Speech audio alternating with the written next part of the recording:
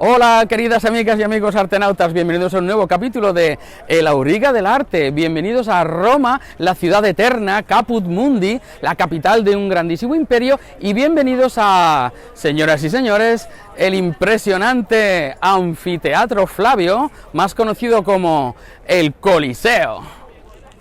El Coliseo o Anfiteatro Flavio es el anfiteatro más grande de todo el Imperio Romano, con capacidad para 50.000 o 55.000, o hay quien hable incluso hasta de 75.000. Se trata de uno de los monumentos más espectaculares del mundo entero, por supuesto patrimonio de la humanidad. Si os interesa y queréis saber un poquito más, seguid mirando. ¡Vamos allá!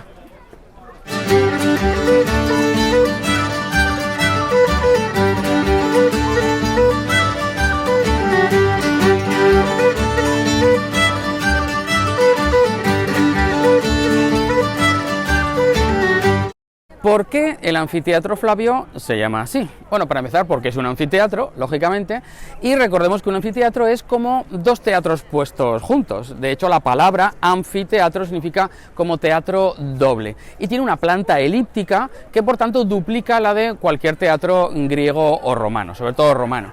También es cierto que se empleaba para algo muy diferente. Los teatros normalmente se empleaban para representaciones de tipo más cultural, teatrales o poéticas o musicales, mientras que un anfiteatro, que era el edificio de espectáculos preferido de los romanos, se empleaba para espectáculos mucho más cruentos, es decir, donde hubiera sangre. Se celebraban tres tipos de espectáculos, que eran las luchas de gladiadores, los munera, de gladiatores, ¿vale?, los que van gladius, luchas entre hombres, las venationes, que eran luchas entre hombres y fieras, es decir, animales, e incluso las naumachiae, que eran batallas navales, llenaban todo de agua, metían barcos que los montaban dentro y hacían asedios ahí, abordajes, bueno, batallas navales ahí tremendas.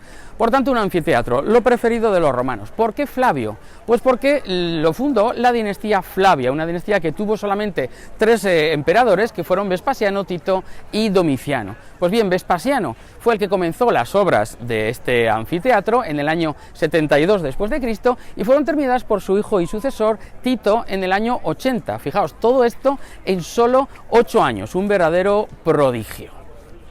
Pero, ¿por qué se le llama Coliseo? Porque es el nombre más conocido por el que se le conoce actualmente. Pues bien, Coliseo viene del italiano Colosseo, el cual a su vez viene de Colosso. ¿De qué Colosso estamos hablando? Pues bien, de una estatua que había aquí del emperador Nerón. Resulta que este anfiteatro se construyó sobre los jardines de la antigua Domus Aurea de Nerón, y más concretamente sobre la zona donde había un inmenso lago artificial.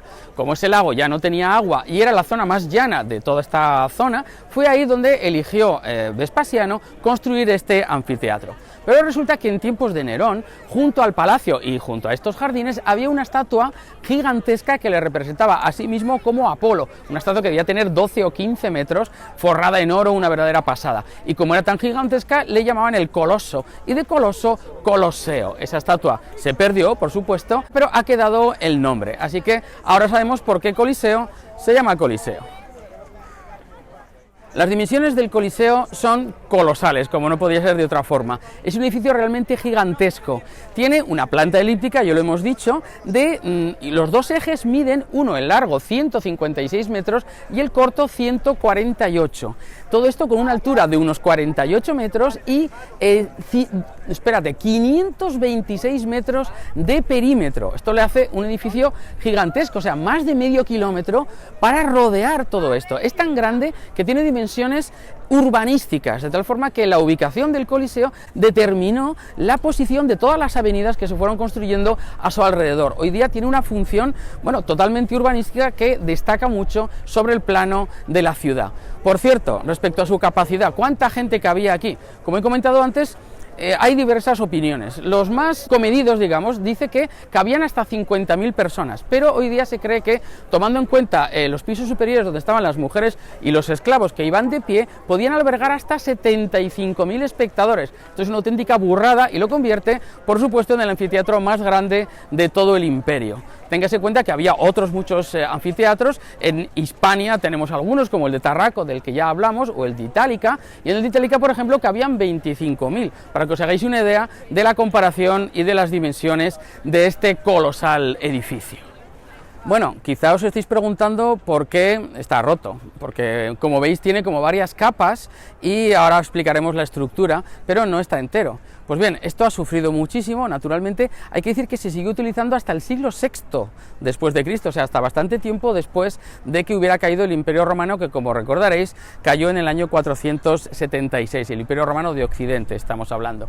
Pero siguió utilizándose al final, bueno, aquí venían a pastar las vacas en la época de decadencia durante la Edad Media, y luego lo que hicieron fue una idea genial, quitar, bueno, genial entre comillas, irónico, quitar unas grapas metálicas que sujetaban los bloques de piedra con los que está hecho el Coliseo. Después hubo algún terremoto y eso es lo que hizo derrumbarse una parte importante de este edificio.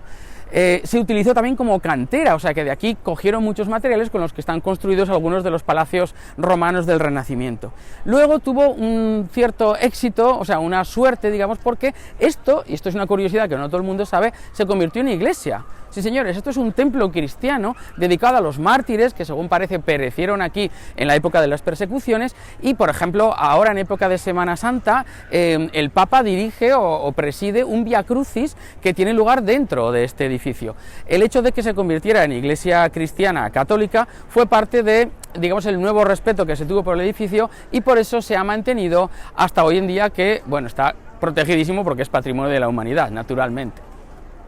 Este inmenso anfiteatro está construido a base de una sucesión de anillos concéntricos, como de acueductos que van recorriendo ese perímetro elíptico del que hablábamos, el exterior de los cuales tiene un perímetro total de 526 metros, y aquí podemos ver algunos de esos anillos, hasta 3 niveles, porque fijaos que se fue rompiendo.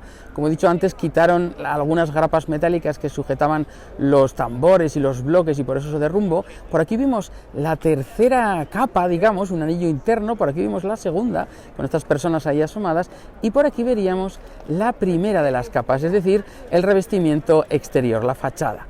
Esta fachada está formada por una estructura que después sería muy imitada en un montón de edificios, a base de, como veis, arcos de medio punto sobre pilares, y sobre todo esto tenemos arquitraves sobre columnas adosadas. Pero esta estructura va cambiando según cada piso y tenemos lo que se conoce como la superposición de órdenes. ¿Qué significa? Pues que van utilizando un orden arquitectónico diferente según en qué piso nos encontremos. Por ejemplo, aquí en el piso inferior encontramos unas columnas que son de orden toscano, que es la variante romana del orden dórico. En el piso superior encontramos las mismas columnas, pero de orden jónico, podéis observar ahí las volutas del capitel, y el tercer piso son columnas de orden corintio. El piso más arriba, que ya es macizo, como veis no tiene arcos, está formado por unas pilastras también de orden corintio. Y por cierto, ¿veis esa especie de ménsulas que están ahí adosadas al muro? Pues esos son unos añadidos pétreos que servían para sujetar unos mástiles que a su vez sujetaban el velarium.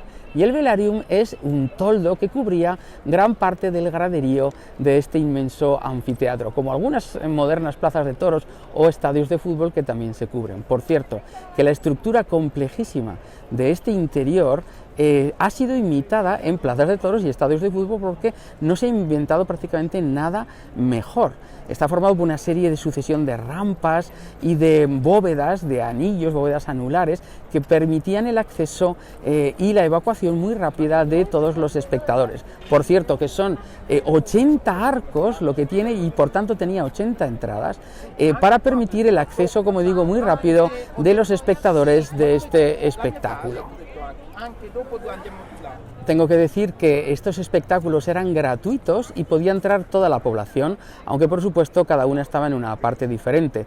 Los césares y los cónsules, senadores, etcétera, estaban en las gradas más cerca de la arena y en pisos superiores iban colocando los equites, los milites, los ciudadanos, hasta llegar al piso superior donde ya se colocaban ya de pie esclavos y mujeres. Sí, señores, era un mundo machista aquel también. Pero la entrada era gratuita para todos, todo el mundo tenía una pieza de cerámica que era su entrada, donde le decían por dónde entrar y en qué parte del graderío y a qué altura tenía que estar. Estaba todo muy bien organizado.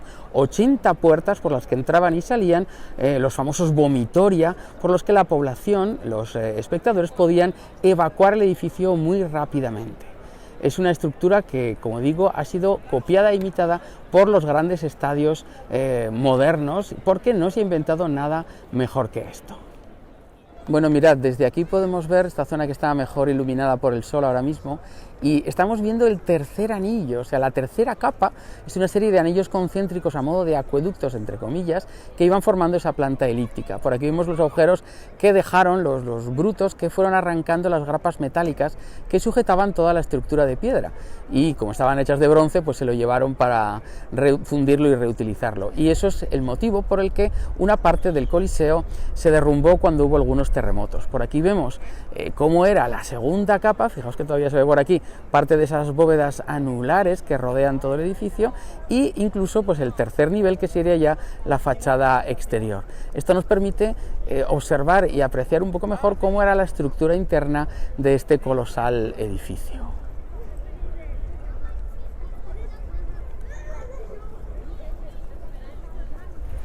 Bien amigos, pues esto es todo desde el Anfiteatro Flavio o Coliseo. Si os ha gustado, ya sabéis, dadle a me gusta y por supuesto, si no lo habéis hecho, suscribiros al canal El Auriga del Arte. Hasta otro capítulo amigos.